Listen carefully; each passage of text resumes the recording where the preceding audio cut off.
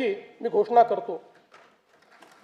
अध्यक्ष महोदय, हे भाषण करताना माझे मन अत्यंत जड झाले आहे। सर्वाधिक वेळा उपमुख्यमंत्री पद आणि दीर्घकाळ वित्त विभागाची धुरा सांभाळलेले राज्याचे लाडके नेते माननीय अजितदादा पवार आज आपल्यात नाहीत। त्यांच्या जाण्याने राज्याच्या सार्वजनिक जीवनात आणि प्रशासनात कधीही भरून न निघणारी मोठी पोकळी निर्माण झाली आहे। त्यांनी एकूण 11 वेळा राज्याचा अर्थसंकल्प मांडला। अजितदादा व अर्थसंकल्प हे नाते दृढ झाले होते। त्यांच्या करड्या शिस्तीमुळेच महाराष्ट्राची वित्तीय स्थिती कठीण काळातही स्थिर राहिली। काम करणारा माणूस ही त्यांची ओळख आणि त्यांनी दिलेली विकासाची दिशा आजही आपल्याला प्रेरणा देत आहे।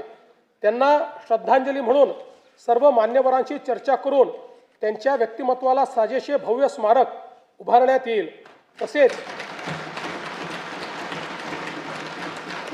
तसेच त्यांच्या नावे गतिमान नागरी सेवा पुरस्कार देण्यात येईल असे मी जाहीर करतो।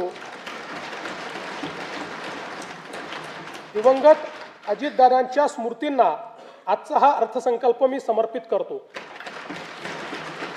स्थानिक स्वराज्य संस्थांच्या निवडणुकीत जनतेने महायुतीवर अभूतपूर्व विश्वास दाखवला, त्याबद्दल मी तमाम जनतेचे आभार मानतो।